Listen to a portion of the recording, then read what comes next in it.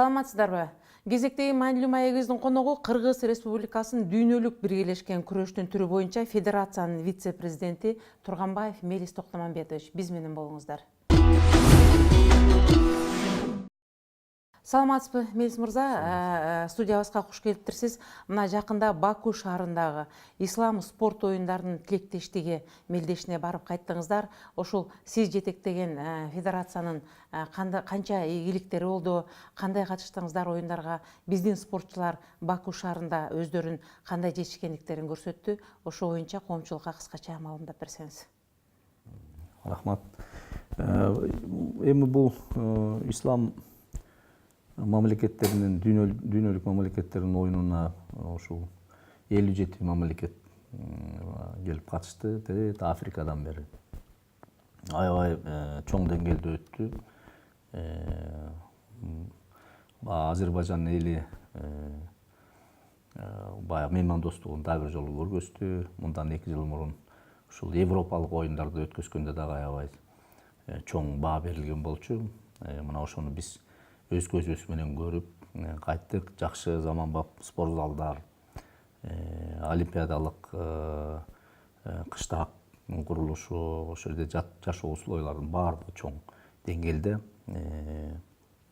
болуп өттү. Анын ачылышы дагы, жабылышы дагы даже ошол мен жанагы Бразилияда болгон олимпиадага дагы катышып барып көрүп келгем. Даже ошо андан да жакшы болду деп баа берем мен өзүм жеке. Анан биздин баягы бияктан барган биздин өзүбүздүн спортсмендерибиз дагы бизди жер караткан жок, кыргыз элин жер караткан жок. Анан жакшы ийгиликтерге жетишип келди. Мына баардык түр боюнча 17 медалга жетишти. Анын ичинен ошол мына биз алып барган жанагы бириккен күрөштүн 3 түрү боюнча биздин балдарыбыз ушул баардыгына алып келгенде 9 медаль алып кайтышты. Анын ичинен ошол 3 алтын, грек-римс күрөшү боюнча 1 алтын, 3 коло, 3 күмүш, 1 коло медаль менен кайтышты. Ал эми эркин күрөш боюнча спортсмендерибиз 1 алтын, 1 күмүш медалга жетишти. Анан аялдар күрөшү боюнча мына өзүңүздөр билесиздер, Айсулуу Тыныбекова алтын медалга жетишти. Анан бир спортсмен, балбан кызыбыз коло медалга жетишти. Ошол шаарга барганда сиз күч орган кызматкери катары коомчулуктун коопсуздугун сактоодо, тартип сактоодо аларда кандайча өзгөлүктөр бар экен? Эмнеге сиз өз көзүңүз менен күбө болдуңуз?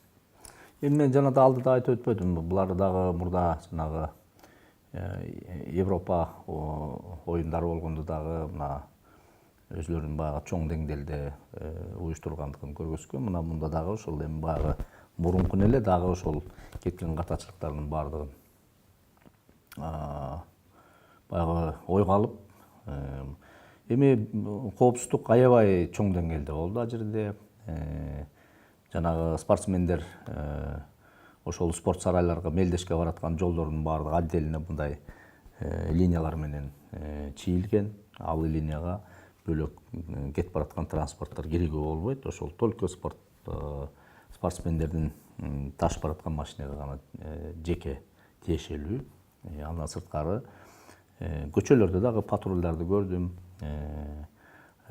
Ошол спортсмендер жаткан жатаканалардын баардыгы чоң деңгээлде кайтарылгандыгын баардыгын көрдүк. Ал жерде баардык жерлерде камера баардыгы иштеп турду. Анан бир саат убакыт менен ошол мурда министр болуп, ички иштер министри болуп турганда дагы биз жолугуп пикир алышканбыз. Азыркы министр менен дагы Рамиль Идрисович менен ал киши менен дагы бир сааттык кыска бир кездешүү болду. Эми ал киши баягы частный конок болуп баргандан кийин бир маектешилер болуп өттү. Сиз тарбия көрүп чоңойгон биздин спорт мектеби интернаты жөнүндө бүгүнкү күндө ар кандай ойлор айтылып жүрөт. Ал жерден абалы мурункуга салыштырмалуу өтө эле начарлап кетти деген. Негизи эле бүгүнкү күндө биздин спортчулардын абалы кандай, алардын шарттары биздин өкмөт тарабынан же болбосо бир жеке ишкерлер тарабынан дейбизби, биздин спортчуларыбызга бир камкордук барбы же жокпу? Эми көч бара бара оңолот деп кыргызда айтып атпайбызбы? Мурункуга караганда чын айтканда мына көп мына мисалы приоритетный спорттун түрлөрү да мына күрөштүн түрлөрү, андан сырткары жана бокс, штанга деп атабыз. Анан мына азыр волейболчу кыздарыбыз дагы мына сүйүндүрүп коло медалга жетишип келди. Бул Кыргызстандын историясында чын айтканда биринчилерден болуп атат да, ошол 57 мамлекеттин арасында. Ал жерде дагы мына кыйын ошол Азербайжан, Турция командалар, Иран командалары менен тең тайлашып ошол жерде 3-чү месте алып келишти да булар дагы. Бул да чоң жетишкендик. Эми мурункуга караганда чын айтканда спортко көбүрөөк көңүл була баштады. Мына мисалы биздин өзүбүздүн мына меценаттар, спортко жардам берем дегендер, федерациялар көп иштей башташты. Анын ичинде мына Олимпийский комитет өзүнчө мындай ошол федерациялардын башын бириктирип чоң иштерди алып бара баштады. Шаршенбек Абдыкеримов. Андан сырткары мына Канат Аманкулов дагы мына жаңы эле бир жыл болоюн деп калды. Азыр мына председатель жанагы комитеттин башчысы болуп отурат. Бул киши дагы эми спортто өскөн, өзү ошол спортто жүргөн жигит. Мурда Олимпиадалык комитетте иштечү нокто. Спорттун каягынан кандай кылып немечти бул инсан да билет. Ошон үчүн мен ойлоп атам, баардыгы азыр акырындан баягы оңолуунун үстүндө болуп баратабыз. Эми, конечно, баягы мындан дагы жакшы болсун деп дагы биз ойлойбуз. Мамлекет мурункуга караганда мындай акча каражаттарын дагы мындай бөлүнө баштаганды көрүнүп турат. Андан сырткары мына жана да айттым, федерациялар жардам бере баштады. Мына азыр биз акыркы 2 жылдын ичинде мына биздин федерация мына ошо федерациянын президенти мына Шаршенбек Абдыкеримов баштаган меценаттар мына ушул биздин өзүбүздүн спортсмендерибизге ошол күрөштүн 3 түрү боюнча 2 жылдын ичинде көп деген чоң ийгиликтерге жетишип келген спортсмендерибизге мына квартиралар, батирлер бериле баштады да. Мына 7 квартира берилди. Мына былтыр дүйнөлүк чемпионатта мына канча жылдан бери 90-жылдары коло медаль алып келгенбиз. Ошо кыргыз балдардан да. Мына былтыр Элеман Докторбек уулу ушул коло медаль алып келген, ошого 3 комнат квартира берилди. Мына азыр дагы алдыда Азиялык оюндар бар. Мына убакыт бат эле өтөт. Мына 2020-жылы Олимпиадалык оюн Японияда болот. Мына ошого азыр мына бүгүнкү күндө жакшы даярдыктарды көрдүм. Асыном азыр мына биздин мына ошол ислам оюндарына катышкан биздин балбандарыбыздын көбү ошол 96-95-жылкы жаш балдар да, 20-21деги балдар. Мына биз азыр ушулардын баардыгын ушундай чоң мелдештерге алып барып, кийинки олимпиадага даярданып кийинки олимпиадага даярданып, ошол даярдыктарды көрүп атабыз. Эми, конечно, баягы спорт мамлекеттин өнүгүүсүн ошол спорт жагынан да баамдайт да. Ишкер адам кайда болбосун өзүнүн ийгилигин көрсөтөт демекчи. Спортто ошо көп жетишкендиктер болсо, мен ойлойм, ошо мамлекет дагы значит жетишип баратканды көрүнүп турат да. Ишкер кесипкөй адам кайда болбосун өз ийгилигин көрсөтөт демекчи. Мына бүгүн сиз жетектеп жаткан күрөш федерациясы өз жакшы ийгиликтерин көрсөтүп жатыптыр. Биз дагы куттуктоо менен бирге жакшы ийгиликтерди каалайбыз. Андан кийинки сурообуз, сиздин атыңыз кээ бир жерде кошулуп кетип жаткан бул коопсуз шаар долбоору боюнча болуп жатат. Бул жерде дагы деле ошол жерде сиздин кандай тиешеңиз бар, коомчулук үчүн бир аз караңгы болуп турат. Мүмкүн дагы бир кыскача анан тагыраак коомчулукка айтып кетесиз бул жөнүндө. Эми, конечно, бул акыркы маалдарда дагы эми, конечно, мен баягы мурда ушул системада жетектеп келген инсан катары, конечно, милициянын жакшы болуп калса сүйүнүп каласың. анан жаман сөздөр айтылып калса баягы кейисиң да кадимкидейчи. Эми конечно бул жерден баягы мамлекеттик деңгээлде көп нерселер чечилиш керек да. Жалгыз эле милиция бул коопсуздукту чынын айтканда колго алып бардыгын жасап коет. Бул жерде мындай общественность ар бир инсан буга күрөшүш керек да коопсуздук мененчи. Мына бардык эле жерде көрүп атпайбыз. Мына ошол эле жана Бакуда бүт эл ошо туура эмес жактарын мындай замечание кылып айтып турат экен да, ал жерде дагычы мындай эметип атса туура эмес иштер бар. Анан коопсуздук шаар боюнча мына акыркы 7 жылда 2 тендер өттү да. Оны 2 тендер тең мына коррупционный схема деп экөө тең бузулду. Акыркысында тоже мына бардыгы көрүнүп турат. Соттон утулду. Эми азыр мен ойлоп атам бул боюнча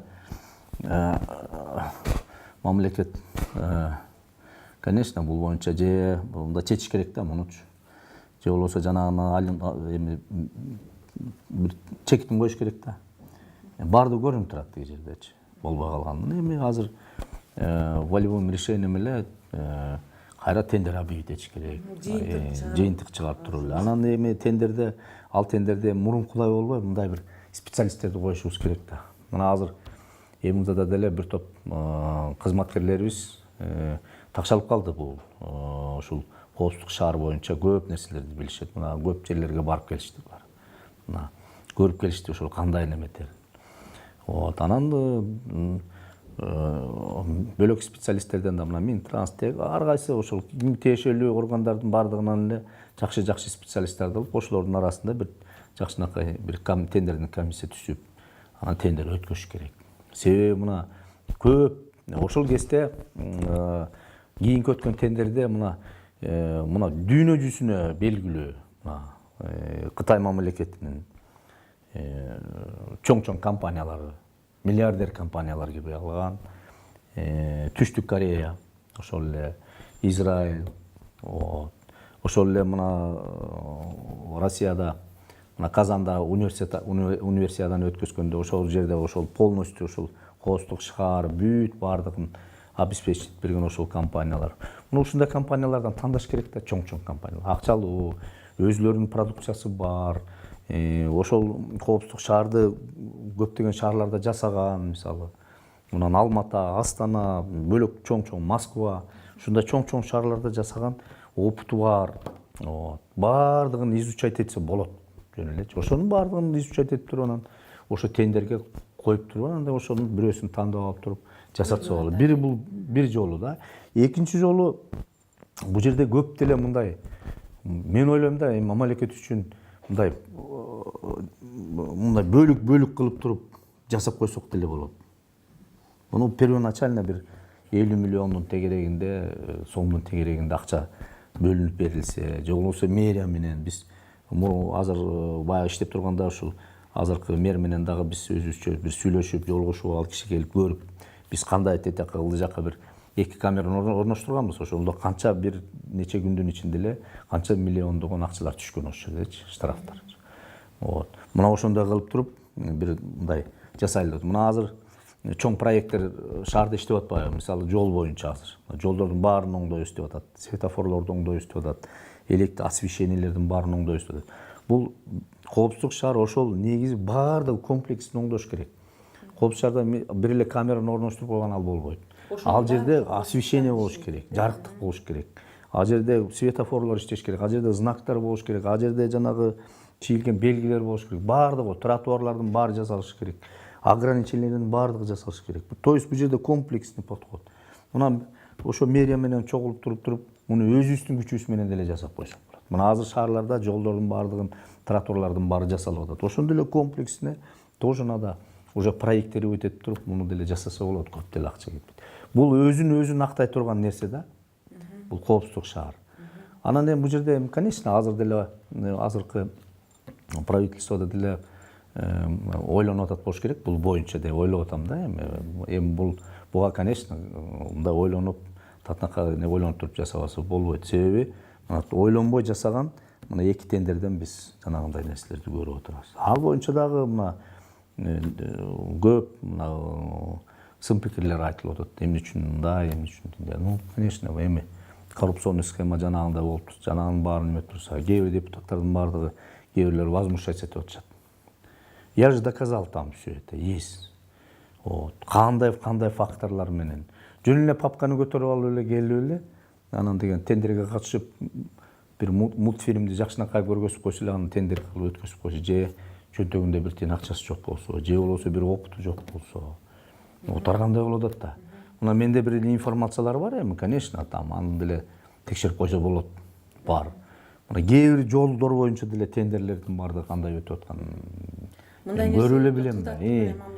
Ой, мисалы мына кээ бир түрк фирмалары бар, жанагы эч кандай техникасы жок. Ошо жол салганга. Эчтеңкеси жок келип эле тендерди утуп алып эле, мисалы. Анан эле суп арендага берип коюп эле, биздин эле жигиттерибиз, өзүбүздүн эле кыйын жигиттерибиз ошону жолун жасап атат азыр. Мен билем. Бир тендер кандай өткөнүн, дагы бир тендер кандай өткөнүн деле билем. Эми мен бул жагынан баягы бывший оперативник болгондон кийин я информирован.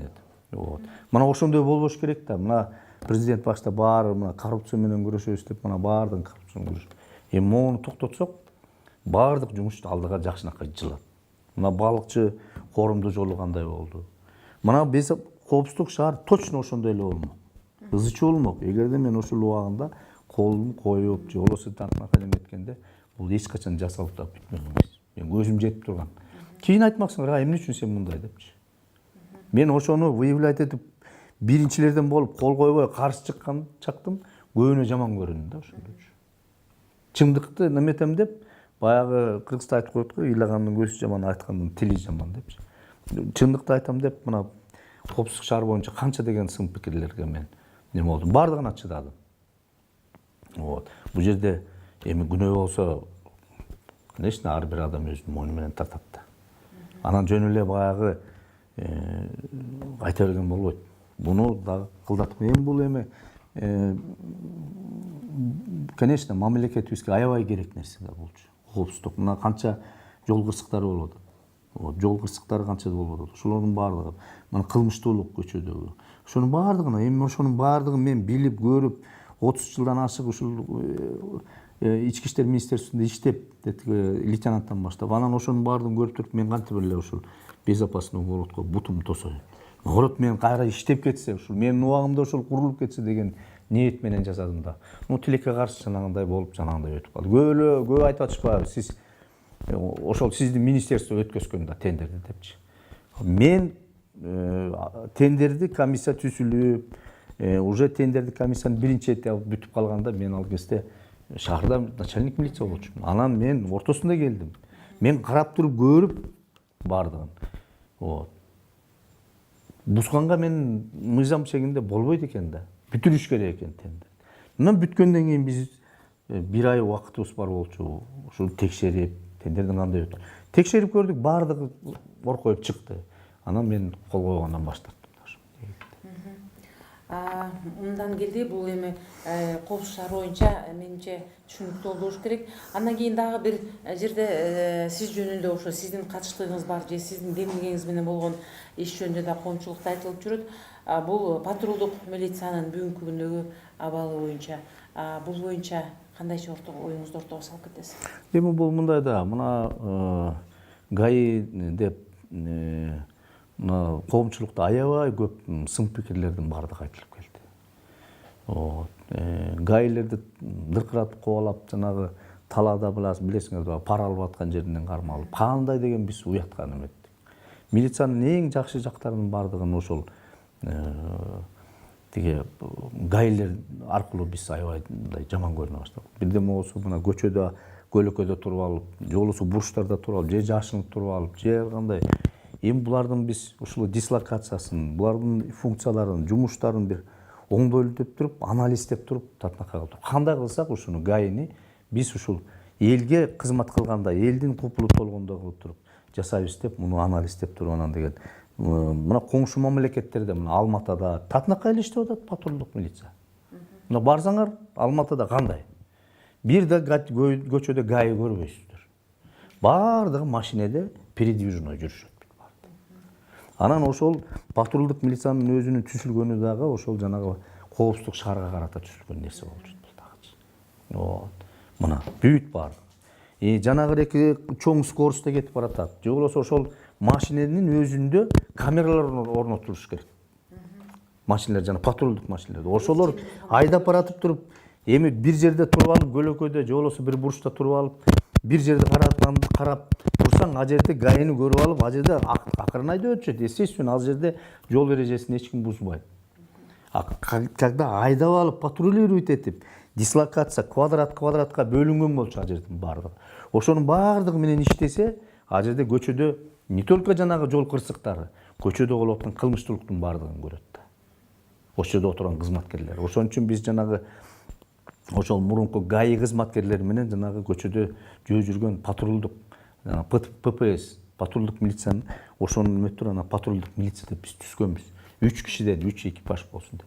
Булар только жана жол эмес, не только жол эмес. Ошо көчөдө болуп аткан кылмыштуулук менен да күрөшсүн депчи.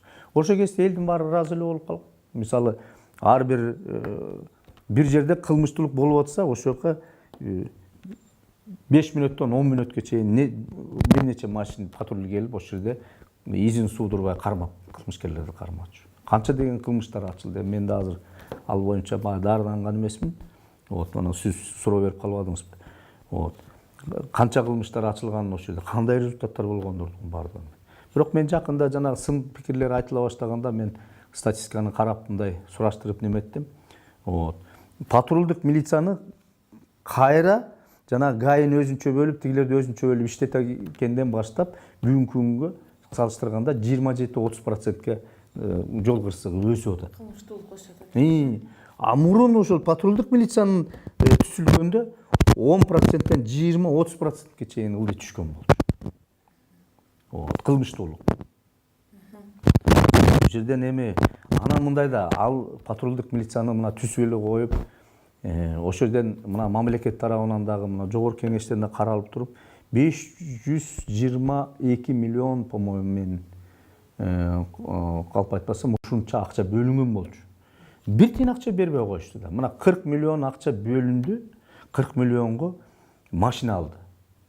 Мен кеткенден кийин алышты да, тендерди алып алды. Мына азыр до сих пор ал машиналар каякта деп мына кеден баягы министр болуп мурда иштегенден кийин, ошол кызматта жүргөндөн кийин сурайсың да балдарданчы кээ бирлерин. Машина алдыңарбы, кандай болуп атат деп мында ал акыбалын сурайсыз да. Айтты, азыр арестован, иш козголгон, тендер туура эмес өттү деп, азыр бүгүнкү күнгө чейин ушу 1 жылдан бери азыр короодо турат. Андан сырткары эми мындай да 80ге жакын машинени биз спонсорский помощь кылып алып бергенбиз. Ошолорду жанагы жана видео регистратор. Эми Кытайда иштеп атат да. Биз Кытайдан алып келгенбиз жанагы видео регистраторду. Ошол жерде мындай болгон. Ооба, ал эми ал кичине эле суммаларга келген. Ал 5 миллион, 3 миллион сомго эле тендер ойнотуп алып келгенбиз. Формаларын тиктиргенбиз, атайын немелердин баардыгын татнакка болуп, уже ошол жерде кызматкерлер, уже ГАИнин кызматкерлери, ошол жерде патрулдук милициянын кызматкерлери уже взятка алгандан коркуп калышкан. Бул бар депчи. Анан взятка бергендер да коркуп калышкан. Бул жерде камера турат депчи. Камера түп-түз тиякта немеге түшчү, тиякта сервер турчу. А жерде эч ким истирайт эте алчу эмес. Ким иштебей, кимдин немеси иштебей калса, сразу тиги жерде сигнал дежурный частта турчу. Ар бир жерлерин орноттуруп, эми муну мындай да 21-кылым век техника дейт. Биз акырындан эми баягы Алыбек алымына жараша дейт. Эми берген акчага акырындан муну усовершенствовать этип жасай баштаганбыз. Анан бүгүнкү күндө бир тиын акча бөлүнбөй, эчтеме кылынбай туруп эле, анан эле патрульдук милиция бөлөк иштебей калды, бул не оправдал деп туруп жасалган нерсени талкалап салышкан эч оңой да. Мунун баардыгычы. Андай болбойт. Бул жерде ага неметпей усилить этишибиз керек. Буга мамлекет дагы жардам бериш керек. Мына баягы күнү жогорку кеңеште мен угуп калдым телевизордон, ошо патрульдук милиция не оправдал себя, тиги бул деп баягы депутаттар. А корень зла где лежит, они не знают, каякта турат. Акча бөлүндү ошолорго, же бөлүнгөн жокпу? Бир эле баягы милицияны же министр унутуп келдир мындай башка койгу дегенде болбойт да. Же болбосо ошол иштеп аткан начальниктерди биринчи обеспечить этип бергиле да. Берсин, акчаларды бөлүп берсин убагында. Мен кыйкырып өкүрүп атып, урушканга чейин барып туруп, араң дегенде бөлдүрүп алчубуз ошолордун баардыгын. Болгон акча. Андан сырткары мына бир жылда 200 миллион сом, 300 миллион сомго чейин, если алдабасам, менде мындай данный жок, примерно аябын көрө. Вот. Жана штрафтан ушу ГАИнин кызматкерлери иштеп туруп, ошонун 25%-ин биз закондо бөлдүрүп алганбыз. 10%, по-моему, ошол жакшы иштеген кызматкерлерге ай сайын бонус катары кетчү. 15% ошол материалдык техникалык базаларын жакшынакай увеличить, жакшынакай кылып туруп, мондай машина, жанагы эле компьютерный техника баардыгын ошол жака неметкенге деп 15 миллион, 15% ошол жака кетчү. Ошол акчаны ала албай жүрдүк да биз.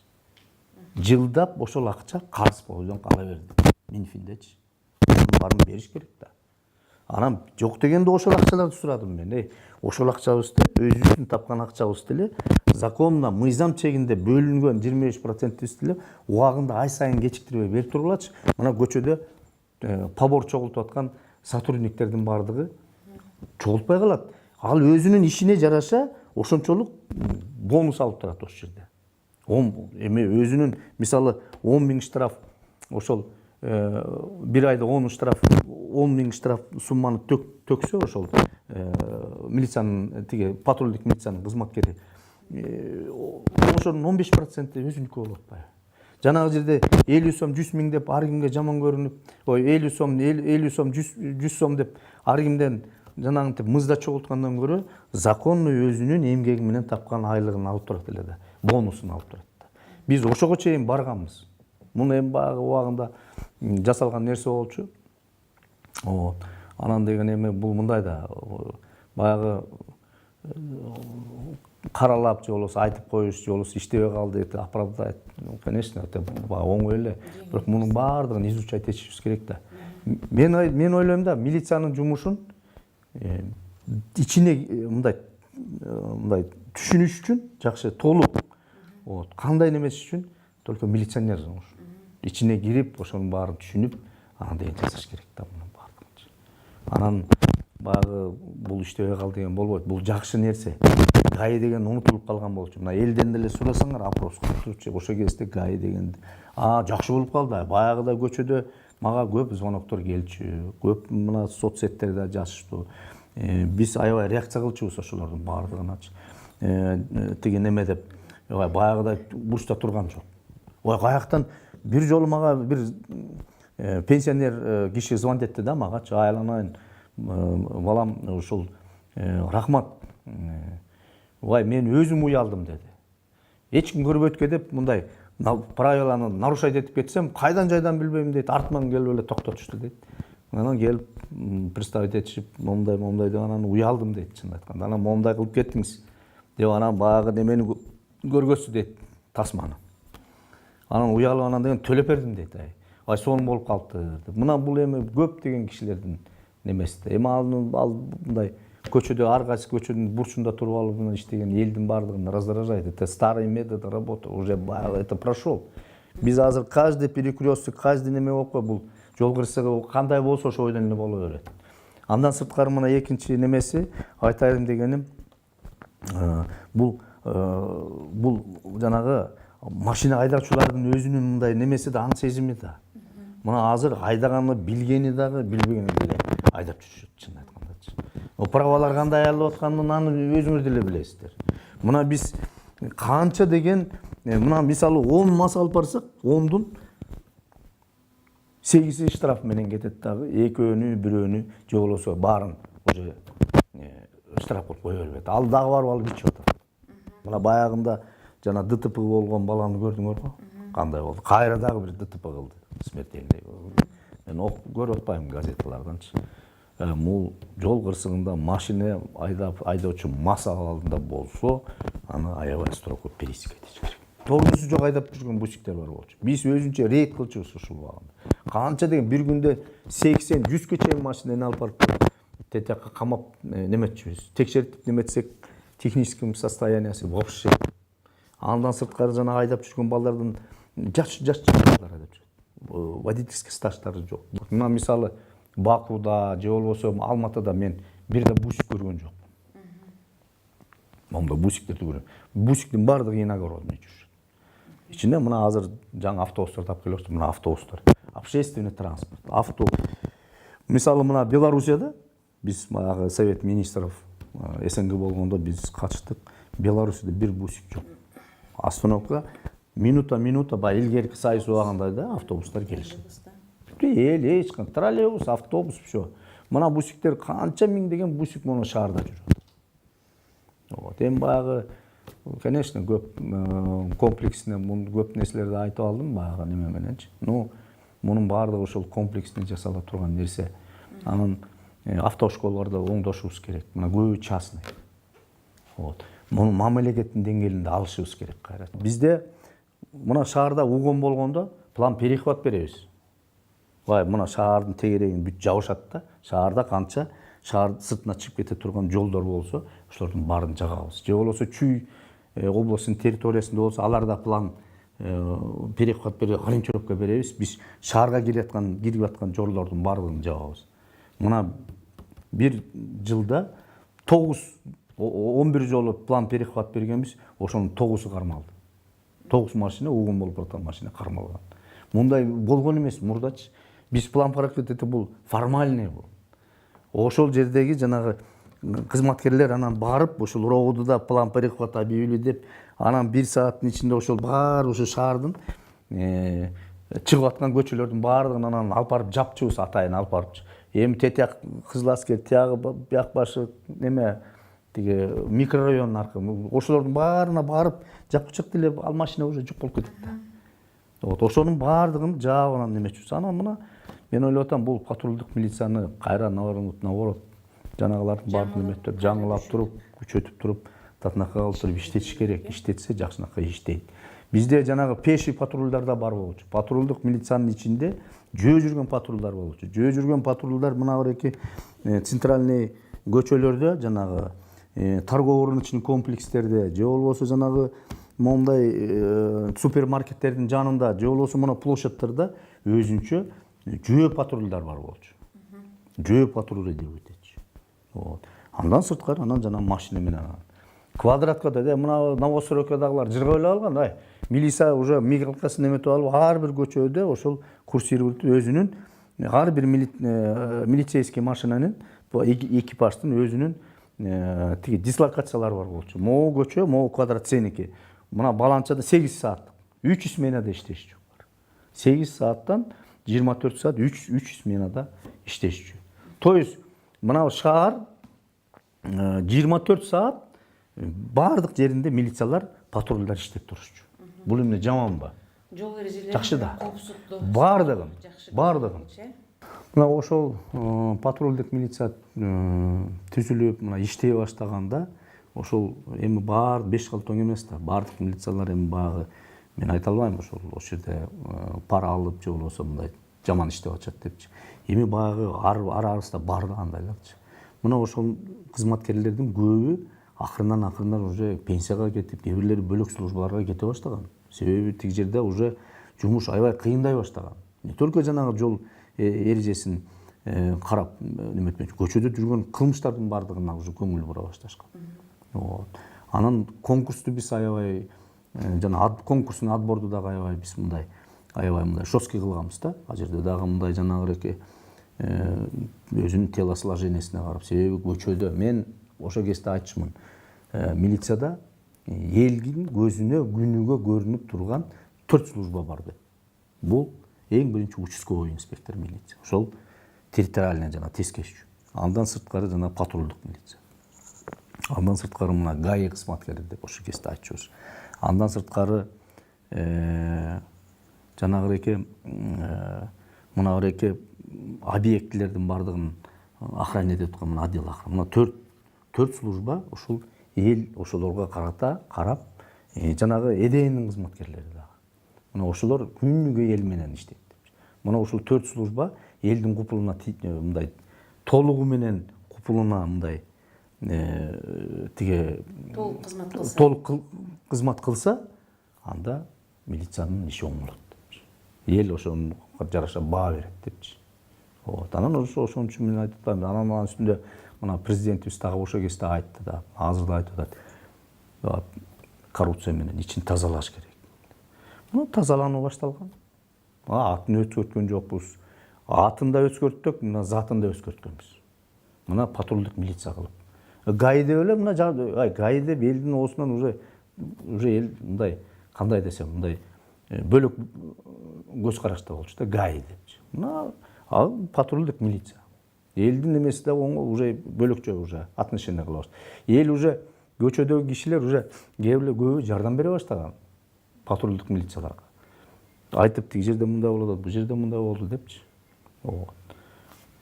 Анан ичин баары тазаланып, көп немеге кетип, пенсияга кетип, кээ бирлери бөлөк службага неметип, кээ бирлери увольнениеге кете башташкан. Ушуну менен маанилүү маегибиз соңуна чыкты. Сиздерге милициянын генерал майору Мелис Турганбаев маек куруп берди. Сиздер менен Үмүт Мукамбетова болду. Кайрадан кезишкенче саламатта болуңуздар.